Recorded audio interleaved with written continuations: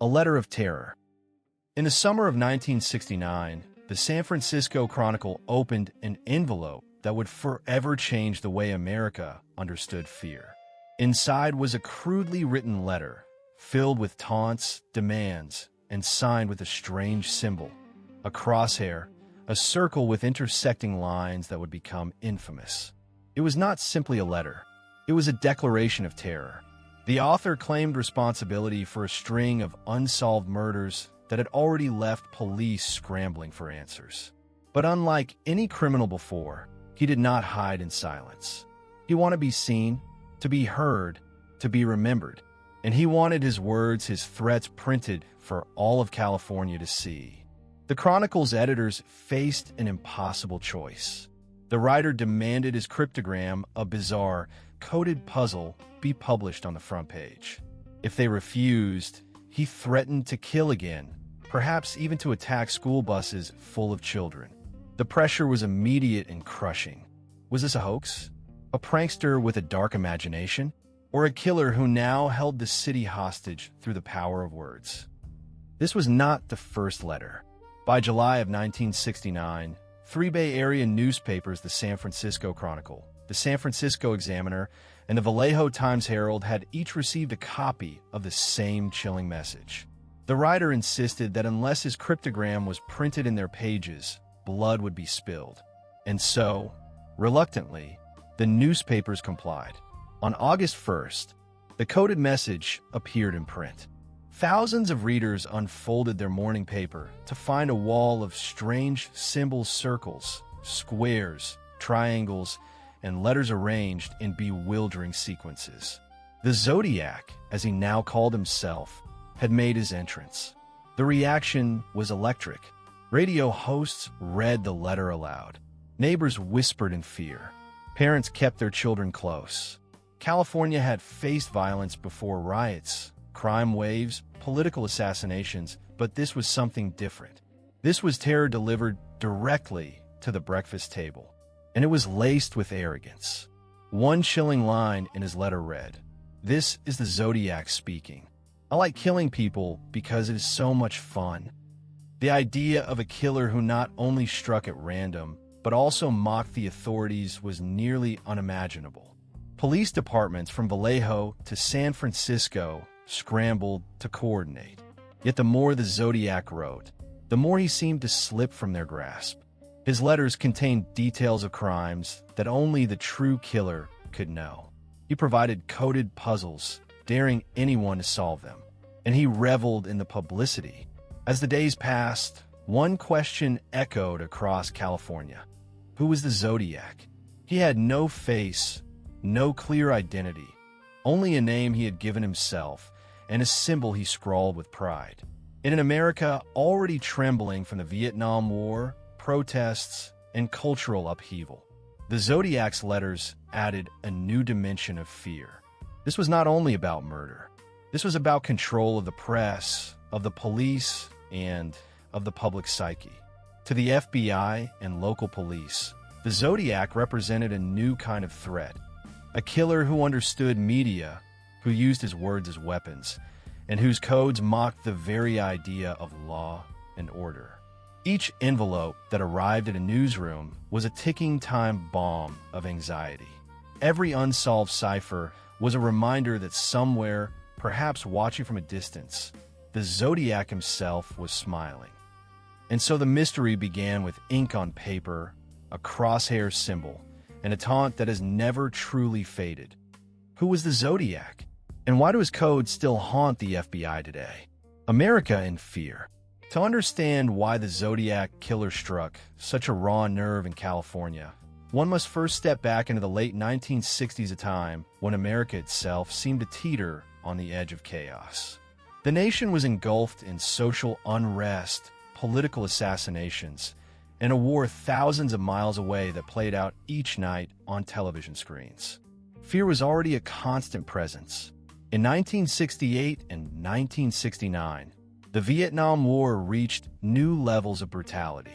Young men were drafted against their will, and protests erupted on college campuses across the country. Cities like Berkeley and San Francisco became battlegrounds of ideology, where students clashed with police and the air was thick with tear gas and anger. Trust in authority in government, in police, even in the press was at a breaking point. At the same time, America was still reeling from the shocking assassinations of Martin Luther King Jr. and Robert F. Kennedy in 1968. The idea that leaders could be cut down in public, on camera, made violence feel inescapable. Against this backdrop, serial killers began to enter the public consciousness. Names like Charles Manson, who orchestrated gruesome murders in Los Angeles, dominated headlines. The term serial killer itself was only just beginning to take shape, but the fear it embodied was very real. California, with its booming cities and sprawling suburbs, seemed especially vulnerable. San Francisco had long been a place of counterculture and experimentation, but now it also became a place where the lines between safety and danger blurred. Crime rates climbed. The hippie dream of peace and love clashed with the reality of violence in the streets.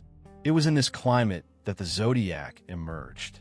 Unlike other killers who acted in secret or sought to cover their tracks, the Zodiac relished exposure. His threats to shoot schoolchildren on buses struck at the very core of public anxiety. Parents already feared sending their sons off to war. Now they feared sending their children to school. The Zodiac stood out because he seemed to be everywhere and nowhere at once. He was not bound to a single neighborhood or a specific type of victim. He attacked couples on lovers' lanes, a lone taxi driver in the city, and threatened children who had never even seen him. This unpredictability made him more terrifying than even the most notorious criminals of the era. Journalists described the Zodiac as a kind of phantom. Each time a new letter arrived, it threw gasoline on the fire of fear. People scanned their newspapers in dread, searching for his crosshair symbol. The media, already tuned to a culture of crisis, amplified his words across the nation. Television anchors read his threats. Newspapers debated the ethics of publishing his demands. Was giving him attention a form of enabling his violence? Or was withholding it risking another life lost? Law enforcement felt the weight of this fear as well. Police departments in Vallejo, San Francisco, Napa, and beyond struggled to coordinate investigations. Each new murder scene was a test of their credibility, each letter a blow to their authority. When a Zodiac mocked them, calling them incompetent, the insult landed because the public was beginning to wonder the same thing. Could the police actually stop him? The cultural climate of the late 1960s magnified the Zodiac's reach. Movies, music, and novels were already grappling with themes of rebellion, darkness, and mistrust. The Zodiac became a living embodiment of those fears. He was both a real killer and a reminder that in a changing America, old assurances of safety no longer held true. What made him unique was not only his brutality, but his understanding of timing. At a moment when America was fractured and disillusioned, he stepped into the spotlight. His words resonated precisely because they played upon an existing atmosphere of fear. He did not create that fear, but he sharpened it, gave it a face, and stamped it with a crosshair symbol. And so, America in 1969 was primed for terror. The Zodiac did not invent the fear of violence, but he perfectly exploited it. By the time his letters appeared, the country was already trembling. He simply gave that trembling a voice. The first murders. The Zodiac story begins not with letters, but with blood. On the night of December 20th, 1968, in the quiet outskirts of Vallejo, California, two teenagers parked their car on Lake Herman Road. David Faraday, just 17, and his 16-year-old girlfriend, Betty Lou Jensen, had chosen a spot known to local couples as a secluded lover's lane. It was a cold evening, the kind where breath fogged in the air and the darkness seemed to swallow sound. Sometime after 11 p.m., another car pulled up. What followed was swift and merciless. Faraday was shot once in the head at close range. Jensen fled from the vehicle, only to be struck 5 times in the back as she ran. She collapsed just yards away from the car. When police discovered the scene, their headlights illuminated a tragedy that seemed both random and calculated. Shell casings from a .22 caliber weapon lay scattered on the ground. No valuables had been stolen. This was not a robbery gone wrong. It was something colder. For the residents of Vallejo, the crime was horrifying, but it did not yet carry the weight of legend. Teenagers murdered on a lover's lane could have been the act of a jealous rival or a passing madman. The police investigated, but no clear suspects emerged. Then, just 6 months later, the nightmare returned. On the night of July 4th, 1969, another couple parked their car at Blue Rock Springs Park, only a few miles from the site of the first murders. Darlene Farron, a 22-year-old waitress and mother, sat with her friend Michael Mageau, a 19-year-old laborer. Fireworks still echoed faintly in the distance when a car pulled in beside them. The driver left briefly, only to return minutes later. This time he got out. Without a word, the man approached the passenger side of Farron's car and unleashed a hail of bullets. The sound shattered the summer night. Mageau, struck multiple times, fell against the seat. Farron was hit repeatedly. The attacker then stepped back, paused, and returned to fire again, as if ensuring his victims were beyond saving. Mageau, miraculously, survived despite serious injuries. Farron died before reaching the hospital, but the killer was not finished. Within an hour of the shooting, a call came into Vallejo Police Headquarters. The voice was calm, almost rehearsed. "I want to report a double murder. If you will go 1 mile east on Columbus Parkway to the public park, you will find the kids in a brown car. They were shot with a 9mm Luger. I also killed those kids last year. Goodbye." The operator froze. The details matched perfectly. Whoever this caller was, he had just claimed both the Blue Rock Springs and Lake Herman Road murders. Police traced the call to a payphone near the Vallejo Sheriff's Office. By the time officers arrived, the booth was empty. The voice had vanished into the night. With that phone call, the pattern emerged. These killings were not random. They were the work of someone who wanted recognition, someone who wanted credit, and someone who had no intention of stopping. Michael Mageau would later describe his attacker as a heavy-set man, perhaps around 58 tall, wearing glasses. But the description was vague, and in the haze of shock and pain, details blurred. What remained clear was the attacker's ruthlessness. He had ambushed them with precision and then calmly reported his crime, as though checking an item off a list. News of the Blue Rock Springs attack spread quickly. The community, already unsettled by the Lake Herman killings, now saw a chilling connection. Couples avoided secluded roads. Parents warned their children. The idea of a killer stalking young lovers in the night took hold of the public imagination. Fear had a new shape, and it wore the shadow of the Zodiac symbol that was soon to follow. These first 2 attacks would become the foundation of the Zodiac legend.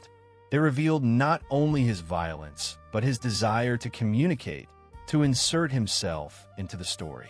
A murderer who phoned the police, who wanted his crimes to be acknowledged, was something rare and deeply unsettling. The legend of the Zodiac did not begin with a cipher or a letter. It began here, on dark roads in Vallejo, where headlights and gunfire marked the arrival of one of America's most enduring mysteries. The letters begin. On July 31st, 1969, just weeks after the attack at Blue Rock Springs, the Zodiac raised the stakes. 3 nearly identical letters arrived at 3 different newspapers: the San Francisco Chronicle, the San Francisco Examiner, and the Vallejo Times-Herald. Each envelope contained a handwritten note that was both boastful and menacing. Each was signed with the now familiar crosshair symbol, and each contained 1/3 of a cryptogram, a coded puzzle of strange symbols that promised to reveal the killer's identity, if only it could be solved. The demand was simple and chilling. Publish the cipher on the front page of the paper, or more people would die. He insisted that failure to comply would result in random shootings. He threatened to stalk school children, to pick them off as they come bouncing out, firing into buses of innocent kids. The threat was not only grotesque, it was effective. Editors and law enforcement knew they could not take the risk. The Chronicle and other papers faced a moral crisis. To publish was to give the killer exactly what he wanted: attention, legitimacy, and power over the public. To refuse was to gamble with lives. In the end, they complied. The cryptogram was printed in bold across the pages of California's morning papers, transforming breakfast tables into crime scenes. Ordinary readers found themselves staring at rows of circles, triangles, and letters, trying to make sense of the madness. The letters themselves were taunting in tone. They detailed aspects of the Blue Rock Springs attack that only the true killer could have known: the number of shots fired, the position of the victims, the caliber of weapon. By including such specifics, the Zodiac made his claim undeniable.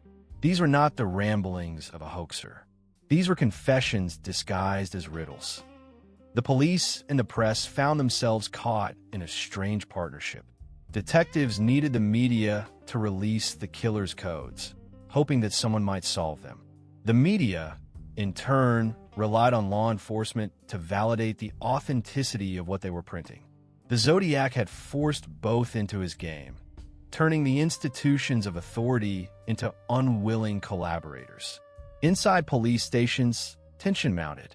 Officers debated how much information should be shared with the public.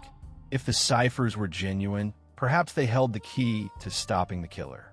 If they were a hoax, then the newspapers had just handed a dangerous prank to the spotlight. Either way, the Zodiac's letters became front-page news across California. Journalists at the Chronicle recalled the sense of unease that swept through the newsroom. Each new letter was opened with dread. Would it contain another cipher, another taunt, or perhaps a bloody trophy from a victim? The arrival of each envelope became an event in itself, reported with as much weight as the crimes they described. The killer had found a way to insert himself into the daily rhythm of the city. For the public, the letters were a shock unlike anything they had seen. Crime was not supposed to be so personal, so interactive. Killers did not write to newspapers. They did not sign their crimes with symbols. And yet here was someone who did, someone who seemed to delight in the fear he caused. The Zodiac was not only a murderer, he was now a self-made brand of terror. Even within the letters, his personality came through, mocking, arrogant, gleeful in his defiance of authority. His threats against school buses sent waves of fear through parents and teachers. Police officers were assigned to escort buses, and children were taught to duck at the sound of gunfire. This city was, in a very real sense, being held hostage by words on a page. This first wave of letters marked a turning point. No longer was the Zodiac just a faceless attacker in the night. Now he had a voice, a style, and a signature. His crimes were no longer just acts of violence. They were performances staged through ink and paper. Each new envelope was a curtain rising on the next act of a chilling play, and California was his captive audience. The 408 Cipher. When a Zodiac's first cipher appeared in the newspapers on August 1st, 1969, readers were stunned. Printed across columns of newsprint was a grid of 408 symbols. Circles, squares, inverted letters, and other strange markings arranged with meticulous precision. To the casual eye, it looked like the scribblings of madness. But to code-breakers and puzzle enthusiasts, it was a challenge, a dare from a killer who wanted his words decoded. The cipher was divided among 3 newspapers, each holding 1/3 of the puzzle. Within days, amateur cryptographers across California set to work. Families spread the newspaper out on kitchen tables, tracing symbols with their fingers, searching for patterns. Teachers gave the puzzle to their students as a mental exercise. Police detectives, with little experience in cryptography, struggled to make sense of it. The killer had forced the public itself into his game. The breakthrough came not from government experts, but from an ordinary couple, Donald and Betty Hardin, a schoolteacher and his wife from Salinas, took the cipher home and spent hours analyzing its structure. They noticed repetitions, guessed at common phrases, and applied simple substitution techniques. Piece by piece, the message emerged. It was not the identity of the killer, as many had hoped. Instead, it was a manifesto of cruelty. The decoded message read, in part, "I like killing people because it is so much fun. It is more fun than killing wild game in the forest, because man is the most dangerous animal of all." The words were chilling, not only for their content, but for their casual tone. The Zodiac reveled in murder as though describing a weekend hobby. He boasted that killing gave him the most thrilling experience, and that when he died, he would be reborn in paradise, with all his victims as slaves. The Hardens had solved one of the most notorious ciphers in American criminal history, but their discovery offered little comfort. The letter revealed nothing about the killer's identity. The so-called promise of a name was a cruel trick. Instead, the cipher was a window into his mind, arrogant, sadistic, and steeped in delusion. For the FBI and local police, the solution was both a triumph and a frustration. On one hand, it confirmed that the Zodiac was intelligent, capable of creating complex codes, and deeply committed to taunting the authorities. On the other, it showed that he had no intention of revealing himself. The puzzle had been a theatrical device, a way to command attention. His true identity remained as elusive as ever. The public, however, was enthralled. Newspapers published the decoded text, sparking debates about the killer's psychology. Was he a former soldier, shaped by war, a frustrated academic, versed in cryptography, or simply a sadist who enjoyed playing games with fear? Every theory seemed plausible, and every answer seemed just out of reach. The 408 cipher also marked a turning point in the relationship between the Zodiac and the press. For the first time, the public was not only an audience, but a participant. Ordinary people had solved what experts could not. The killer's words were no longer confined to a police file. They were read at breakfast tables, discussed in classrooms, and whispered about in offices. The Zodiac had succeeded in making his crimes part of everyday life. Even with the cipher solved, fear deepened. The message revealed a killer who saw murder as entertainment, a hobby to be pursued again and again. It was not a confession of guilt. It was a declaration of intent. He had no plans to stop. If anything, the cipher suggested he was just beginning. As the Hardens sealed their place in criminal history, law enforcement braced for what might come next. The Zodiac had made his move, and now the city waited for the next letter, the next code, the next murder. The 408 cipher was solved, but the mystery of the Zodiac had only grown deeper. The Zodiac identity game. By the time the 408 cipher was solved, the Zodiac had established himself as more than a killer. He was now a performer, a self-styled villain who manipulated the press and law enforcement with an unsettling ease. His letters continued to arrive, each one signed with the crosshair symbol and introduced with the same chilling phrase. "This is the Zodiac speaking." That phrase alone transformed the correspondence into a spectacle. It was as if a character had stepped out of a crime novel and taken root in real life. The letters revealed a disturbing mixture of arrogance, sadism, and theatricality. He mocked the police, calling them stupid and incompetent. He taunted investigators with details of his crimes, daring them to catch him. He boasted of enjoying the act of killing. "I like killing people because it is so much fun." For him, murder was not simply violence, it was a form of amusement, a game to be played again and again. What made the Zodiac unique among criminals was not only his brutality, but his obsession with identity.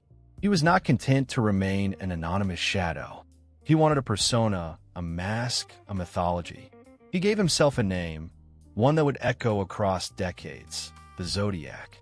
He created a symbol, the crosshair, that became his signature. In doing so, he separated himself from the ordinary criminal. He became something larger, a specter who haunted California's collective imagination. The press played directly into his hands. Newspapers published his words in full, often without censorship. The public read them with a mixture of fascination and horror. Each new letter was dissected on radio shows, debated in classrooms, whispered about in neighborhoods. The Zodiac understood the power of media and used it to amplify his presence. He did not need a strike every week. A single letter could keep him alive in the minds of millions. Within his writings, the Zodiac developed a twisted philosophy. He framed murder as a form of sport, comparing humans to animals hunted for pleasure. He described his victims as tools for his amusement, and he seemed to relish the idea of controlling not only their lives, but the public narrative of his crimes. Every line he wrote was both a confession and a performance, designed to draw attention to himself. The police, in turn, found themselves playing the role of reluctant co-stars. When the Zodiac ridiculed them in print, their reputation suffered. When he boasted of crimes, they were forced to confirm his claims. The killer dictated the tempo of the investigation, forcing both police and press to react on his terms. Beyond the taunts, the Zodiac reveled in creating confusion. He hinted at revealing his identity, but never followed through. He provided clues that led nowhere. He invented a persona that could be anyone, a neighbor, a coworker, a stranger on the bus. His anonymity became part of his power. Anyone could be the Zodiac, and that uncertainty gnawed at the public's sense of safety. The Zodiac also showed a dark sense of humor. In one letter, he included a diagram of a bomb he claimed he would use against school buses. In another, he sent a Halloween card decorated with macabre jokes. These gestures blurred the line between menace and mockery, making him seem less like a mere criminal and more like a character designed to terrify. The concept of a killer who fashioned himself into a brand was groundbreaking at the time. Others had written to the police or press before, but none with the consistency, creativity, and chilling confidence of the Zodiac. He was not only a murderer, he was an identity, a mask that could never be removed. And the more he played this identity game, the more the world was drawn into his orbit. By the early 1970s, the Zodiac's name had become synonymous with unsolved terror. His crosshair symbol was recognized across California. His letters were infamous nationwide. He had achieved what he seemed to want most: to be remembered, feared, and discussed. The police hunted for a man, but the public was haunted by an idea called the Zodiac. Lake Berryessa attack. On the afternoon of September 27, 1969, the Zodiac staged one of his most terrifying and theatrical attacks. Unlike his earlier crimes, which had taken place under the cover of night, this assault occurred in broad daylight on the shores of Lake Berryessa, a popular getaway spot for couples north of Napa Valley. It was here that the Zodiac would unveil a new persona, one more chilling than ever before. Brian Hartnell, a 20-year-old college student, and Cecilia Shepard, 22, had driven to the lake for a relaxing picnic.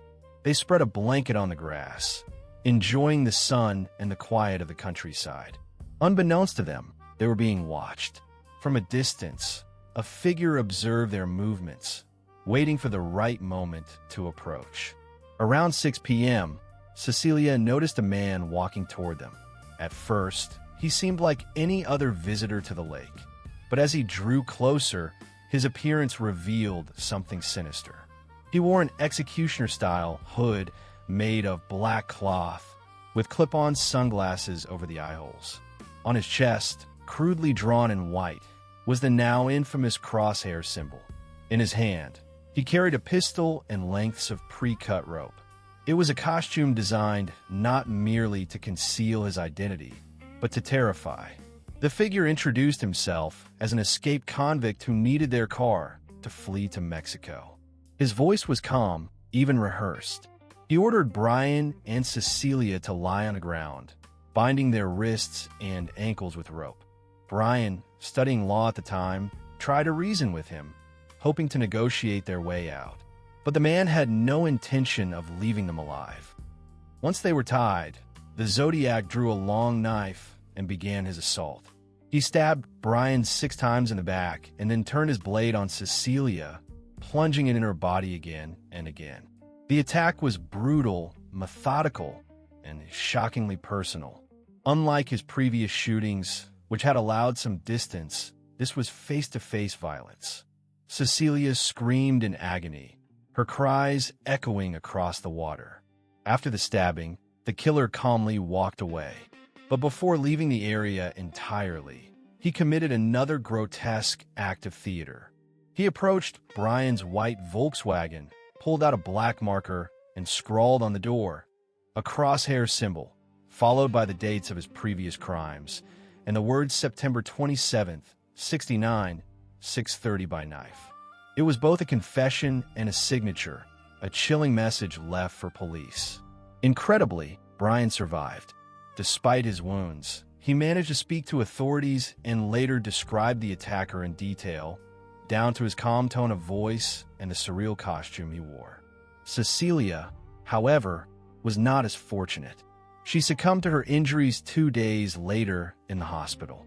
Her final hours were spent recounting the horror of what she and Brian endured.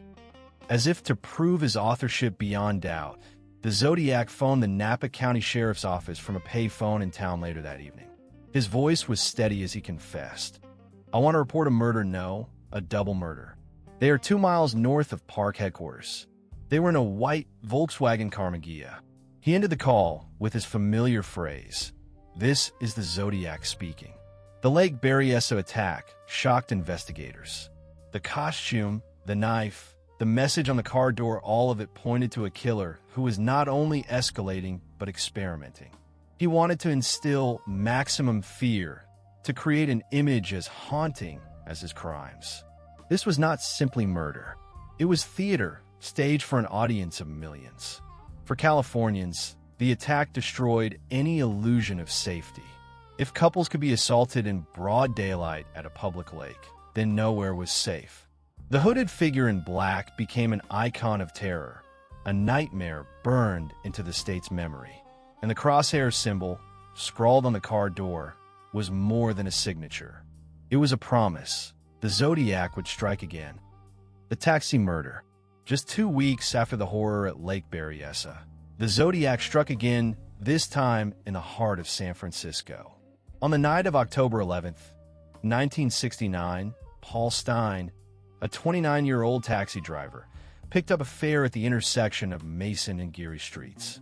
His passenger requested to be taken to Presidio Heights, an affluent neighborhood in the city. What seemed like a routine ride would end as one of the Zodiac's most brazen murders. Around 9:55 p.m., residents of Washington Street heard the sound of a gunshot. Looking out their windows, they saw a chilling sight. A man leaning over the cab's front seat, wiping down surfaces with a cloth. Inside the car, Paul Stine slumped against the wheel, a single bullet wound his head. The man in the front seat tore a piece of Stine's blood-stained shirt and carefully tucked it away before calmly walking north toward the Presidio. Several witnesses, including teenagers watching from a nearby house, immediately called police. Officers arrived within minutes, but a critical mistake doomed their chances of catching the killer. The initial dispatch described the suspect as a black male, an error that would prove costly. As a result, patrolmen who actually encountered a white man walking calmly away from the scene let him pass without suspicion. That man, investigators later believed, was almost certainly the Zodiac himself. The murder of Paul Stine shattered the existing pattern. The Zodiac's previous victims had been young couples in secluded areas. Now he had targeted a lone taxi driver in a busy city neighborhood. The randomness of the attack suggested a chilling truth: anyone could be the next victim. The boundaries of the Zodiac's violence had expanded from remote lovers' lanes to the very streets of San Francisco. The following days brought a new wave of terror. The San Francisco Chronicle received another letter from the Zodiac, and this time it contained undeniable proof of authorship: a piece of Paul Stine's shirt. The gruesome trophy confirmed that the letter writer and the killer were one and the same. In mocking tones, The Zodiac ridiculed the police for their failure to catch him despite being so close. He claimed that officers had even spoken to him, a boast that stung investigators deeply. The letter also carried more threats. The Zodiac declared that he would begin targeting school buses, promising to pick off the kiddies as they come bouncing out.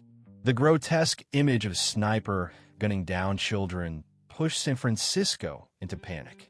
Police cars began escorting school buses.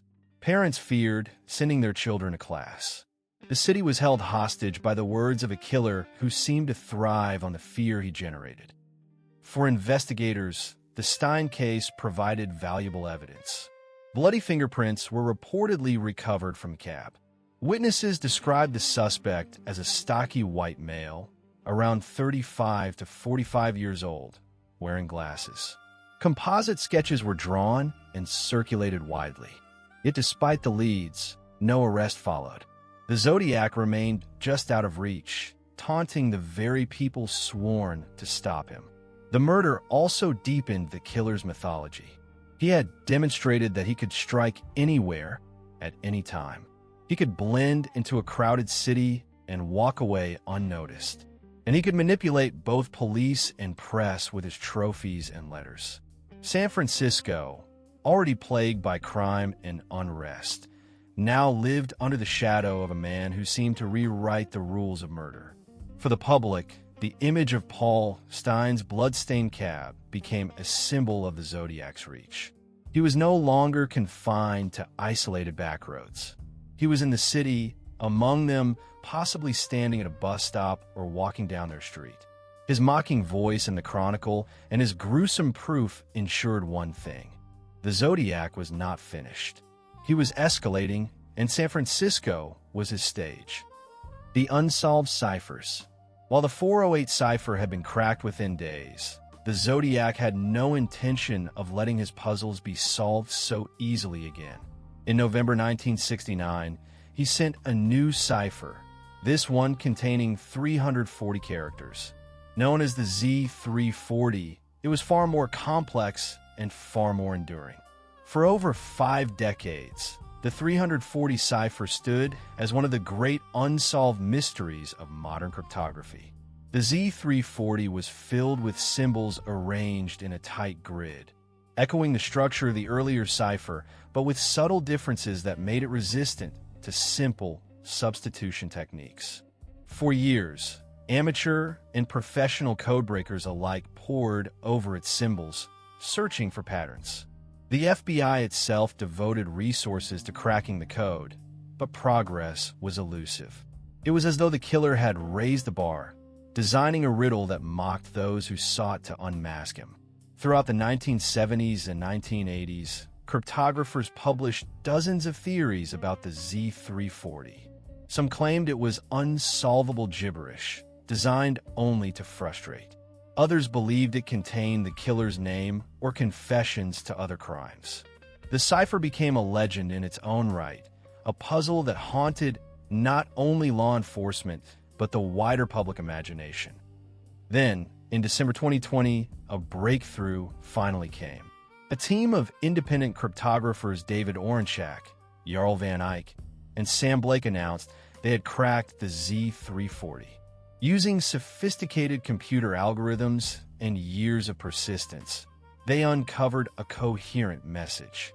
It did not reveal the Zodiac's identity, but it echoed the same chilling arrogance as before. I hope you're having lots of fun trying to catch me. The decoded text read in part. The message mocked the idea that the cipher would expose him. I'm not afraid of the gas chamber because it will send me to paradise all the sooner. The revelation was both satisfying and frustrating. After half a century, the cipher had finally spoken, but it gave no new clues to the killer's name. Instead, it confirmed what investigators already knew. The Zodiac's primary goal was not to be caught, but to terrify, to confuse, to ensure his presence lived on in the minds of those who hunted him. Beyond the Z340, the Zodiac left behind other ciphers that remain unsolved to this day. 1. A short 13-symbol cipher known as Z13 was accompanied by the words "My name is." It promised revelation, but its brevity has defied all attempts at decryption. Another, the Z32, is believed to hint at the location of a hidden bomb. Despite countless hours of study, these codes remain unbroken, their secrets locked away by time and complexity. For cryptographers, the unsolved ciphers have become more than evidence. They are a challenge, an obsession.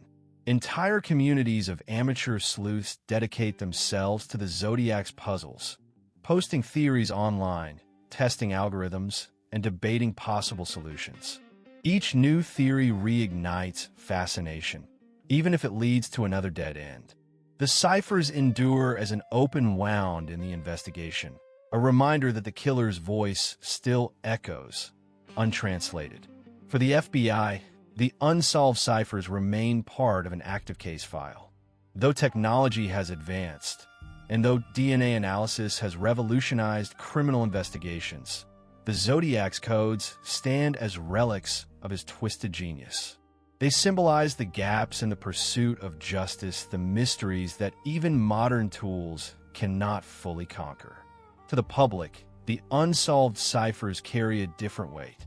They're not just puzzles. They're ghostly messages from a killer who never faced justice. They embody the frustration of unanswered questions and the chilling possibility that the Zodiac may have taken his true identity to the grave. Even today, when new technologies are applied to old crimes, the ciphers loom as unfinished business, reminders of the man who turned murder into a cryptic game. The Z340 may have been solved in 2020, but the others remain unbroken. And as long as they do, the Zodiac's presence endures not in flesh and blood, but in symbols, ciphers, and the enduring fear of what he represented. The suspects. From the moment the Zodiac case captured national attention, the question of his identity consumed investigators and the public alike. Dozens of suspects were investigated, some more thoroughly than others, but none were ever definitively proven to be the killer. The most famous of these suspects was Arthur Lee Allen. Allen, a former schoolteacher from Vallejo, quickly became the prime suspect in the 1970s. He matched several key aspects of survivor descriptions: a stocky build, glasses, and a quiet, unsettling demeanor.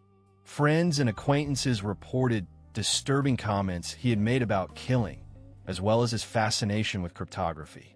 He owned a Zodiac brand wristwatch, complete with the crosshair logo that had become the killer's signature. Police searched his home and found knives, firearms, and other items that raised suspicions. Yet despite the circumstantial evidence, nothing conclusive tied Allen to the crimes. Handwriting analysis did not match the Zodiac's letters. Fingerprints from crime scenes did not align with his. Decades later, when DNA analysis was conducted on saliva from Zodiac's envelopes, Allen was ruled out. For many, however, he remains the closest suspect to fitting the profile. Other names also emerged over the years. Richard Gaikowski, a journalist with ties to radical groups, was suggested by some amateur investigators.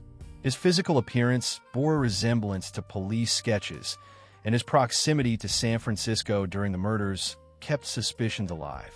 Yet no hard evidence linked him to the killings. Lawrence Kane, a salesman with a criminal record and a history of stalking behavior, was another suspect.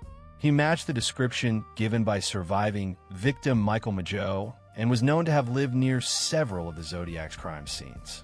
Some theorists argue that Kane's personality and lifestyle fit the Zodiac's profile, but again, no definitive evidence emerged. There were many others: school teachers, mechanics, ex-soldiers, drifters. Each was scrutinized by police or independent sleuths. Some seemed to fit the profile, others were more far-fetched. The case files filled with names, interviews, and reports, but the truth remained out of reach. What made the investigation especially difficult was the Zodiac's ability to blend in. He appeared to be an ordinary man, not a shadowy monster. Witnesses described him as calm, even polite in manner. He was not an outcast hiding in the woods, but someone who could walk through a neighborhood unnoticed.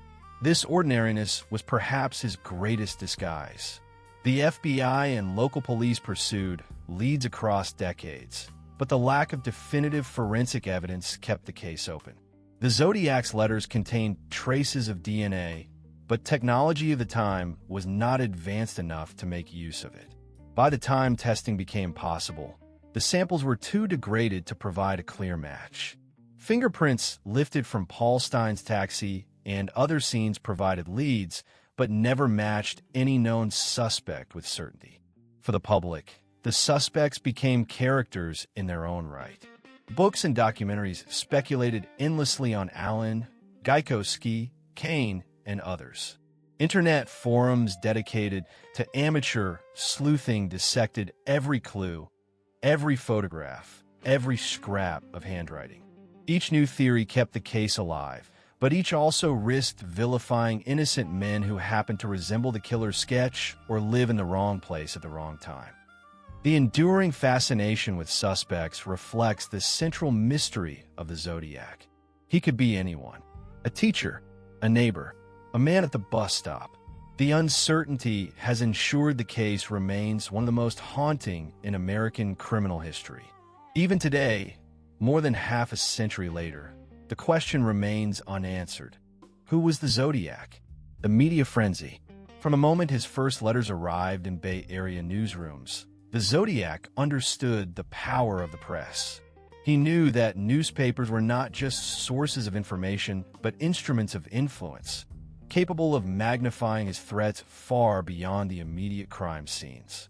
By feeding his words directly into the media pipeline, he transformed himself from a local murderer into a figure of national infamy.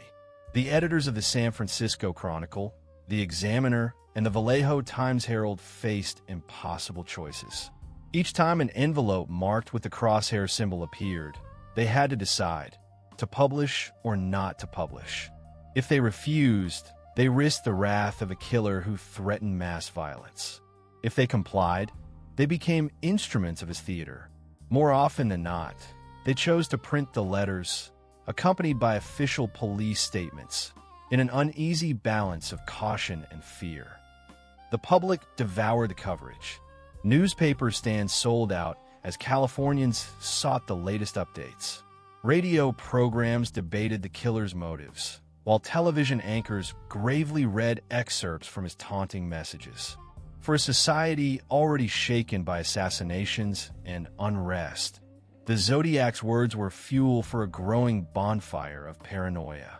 The killer himself seemed to revel in his growing notoriety.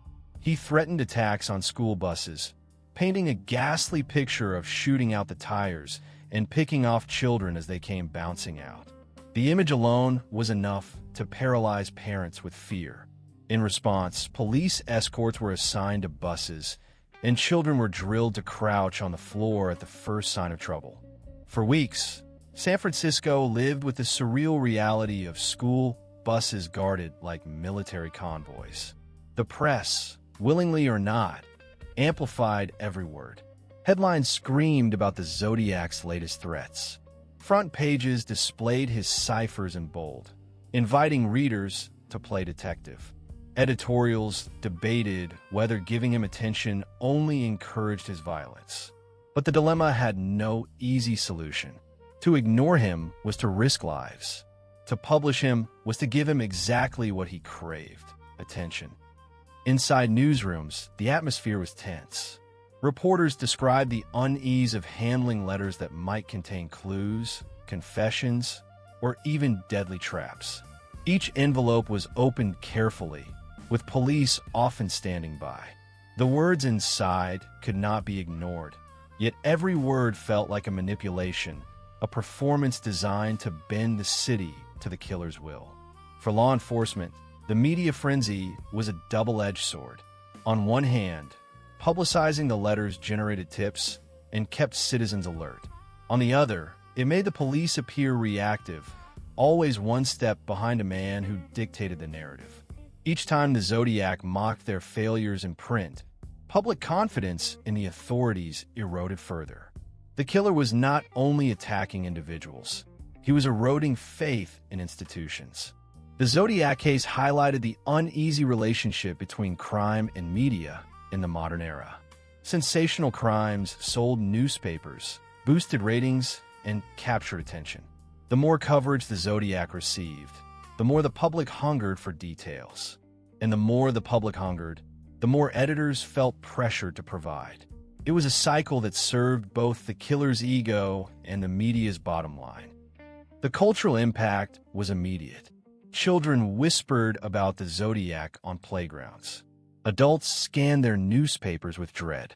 Cartoonists lampooned the police response. Talk shows speculated endlessly about the mystery man behind the crosshair symbol. In an age before the internet, the Zodiac had managed to dominate the national conversation through the sheer force of fear. In the end, the media frenzy was both a blessing and a curse. It kept the public informed, but it also elevated the Zodiac to near-mythic status. He became not just a criminal, but a cultural icon of terror, etched into the fabric of California's history. For the killer, it was the ultimate reward. To be feared, to be discussed, to be immortalized in headlines. And for the press, it was the ultimate dilemma. How to report on evil without becoming a tool of its design. FBI and police hunt. As the Zodiac's crimes escalated and his letters grew bolder, law enforcement across California faced an unprecedented challenge. The killer did not operate within the boundaries of a single city or county. His crimes stretched from Vallejo to Napa to San Francisco, leaving multiple police departments scrambling to coordinate. Each jurisdiction gathered evidence, but the lack of centralized communication made cooperation difficult. At times, rivalries between agencies slowed progress, even as the body count rose. The Vallejo Police Department, the Napa County Sheriff's Office, and the San Francisco Police Department all took turns leading aspects of the investigation. Detectives interviewed survivors, canvassed neighborhoods, and sifted through mountains of tips. Every lead seemed urgent. Every clue seemed to promise a breakthrough. But more often than not, each trail ended in frustration. The Federal Bureau of Investigation soon became involved, providing expertise in cryptography and access to national resources. The FBI's behavioral science unit studied the Zodiac's letters, trying to build a profile of the killer. He appeared to be intelligent, methodical, and obsessed with publicity. Yet beyond those traits, his identity remained hidden. The FBI's famed codebreakers worked on his ciphers, but even they failed to crack the infamous Z340 until decades later. One of the greatest difficulties was the sheer volume of communication. The Zodiac flooded newspapers and police with letters, phone calls, and threats. Some were authentic, others were hoaxes from copycats. Sorting the real from the fake consumed enormous time and resources. Each letter had to be examined for handwriting, fingerprints, and DNA. Each phone call had to be traced. The Zodiac seemed to delight in this chaos, forcing authorities to chase shadows while he remained at large. Coordination was further complicated by the public spotlight. Every development was scrutinized by reporters. Every failure was magnified on the front page. When the Zodiac mocked the police for their incompetence, the accusation stuck because the public was beginning to wonder the same thing. How could multiple police departments and the FBI, with all their resources, fail to catch one man? Despite the obstacles, investigators did collect valuable evidence. Bloody fingerprints from Paul Stein's taxi, shell casings from Lake Herman Road, phone calls traced to pay phones, eyewitness descriptions, all of these were cataloged and analyzed. But without a definitive match to a suspect, there remained fragments of a puzzle that never quite fit together. The FBI's involvement underscored the seriousness of the case. It was rare for the Bureau to devote such resources to a regional killer, but the Zodiac's use of ciphers, his public threats, and his potential to strike anywhere made him a national concern. Agents monitored his communications, advised local police, and searched for connections to other crimes across the country. Yet even with federal resources, the Zodiac remained a ghost. For the officers and agents who worked the case, the frustration was immense. They had survivors who had seen the killer's face. They had handwriting samples and physical evidence. They had maps of his crimes and timelines of his movements. And yet, each time they thought they were closing in, the trail went cold. The Zodiac always seemed to be one step ahead. In the end, the massive manhunt highlighted both the strengths and weaknesses of American law enforcement in the late 1960s and early 1970s. The dedication of detectives and agents was undeniable, but so too were the limitations of their tools. Without modern DNA profiling, without digital databases, and without seamless communication between jurisdictions, the Zodiac had room to maneuver. The hunt for the Zodiac was not just a search for a killer.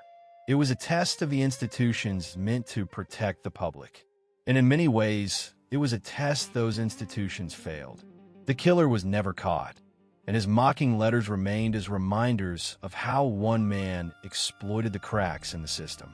The FBI and police hunted relentlessly, but the Zodiac slipped through their grasp, leaving behind only questions, fear, and a case that remains open to this day. The Copycats and Theories. As the Zodiac's letters grew more infamous and his identity remained elusive, speculation began to spread that he might not have acted alone or that others were imitating him. Copycat crimes and conspiracy theories soon intertwined with the original investigation, clouding the picture of who the Zodiac really was and how far his influence extended. Throughout the late 1960s and early 1970s, police across California received dozens of letters claiming to be from the Zodiac. Some were crude imitations, lacking the killer's distinctive style or the crosshair symbol. Others were far more convincing, echoing his voice and taunts. Law enforcement had to treat each new communication as potentially real, but the volume of fakes diluted their focus. Sorting authentic messages from imposters became an investigation in itself.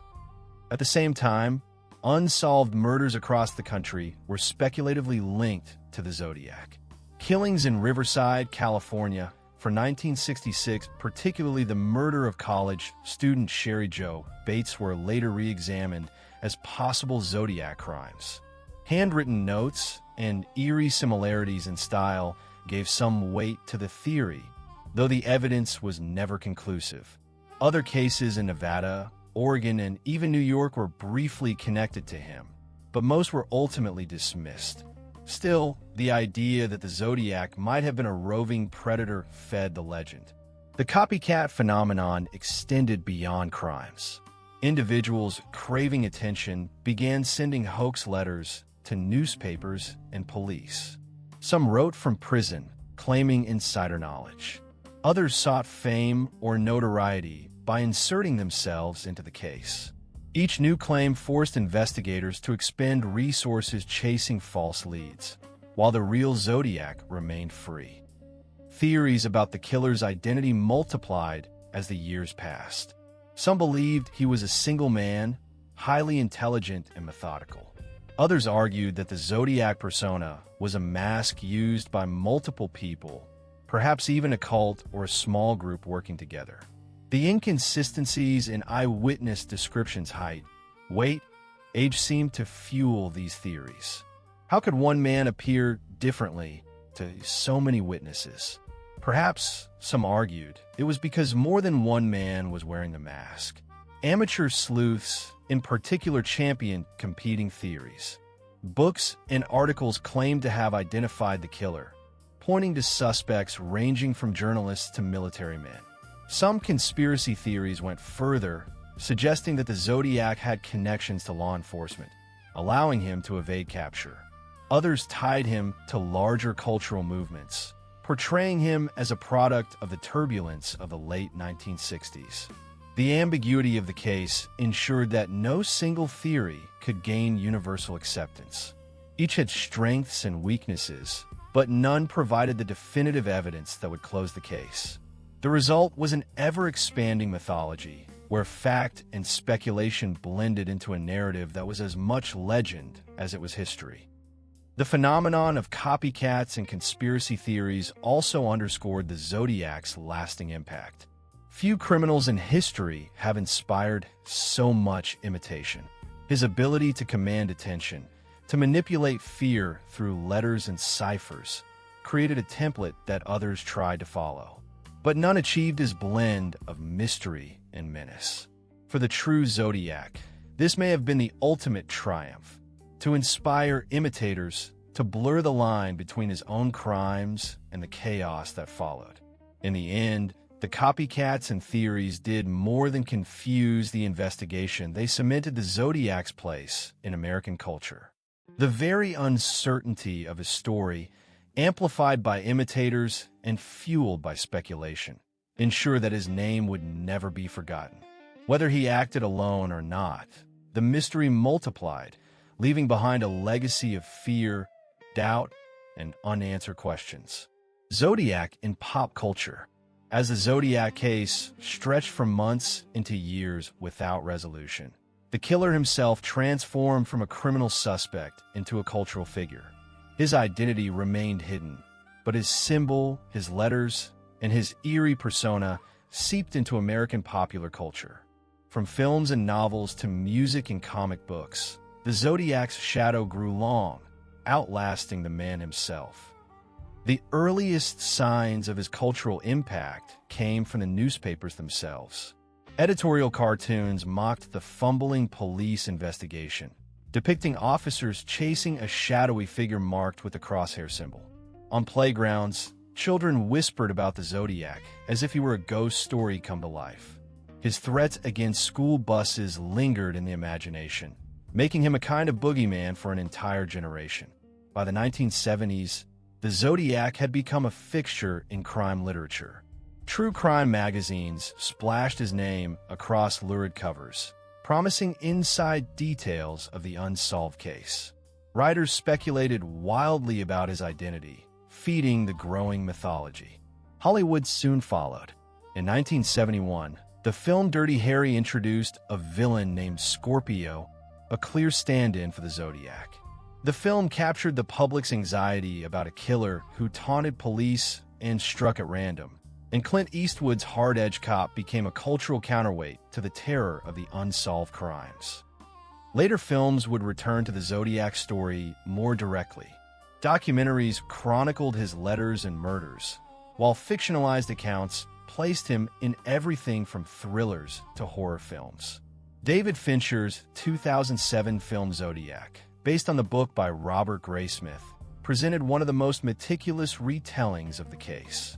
The film was praised for its accuracy and chilling detail, reintroducing the mystery to a new generation and cementing the Zodiac's place as one of America's most infamous killers.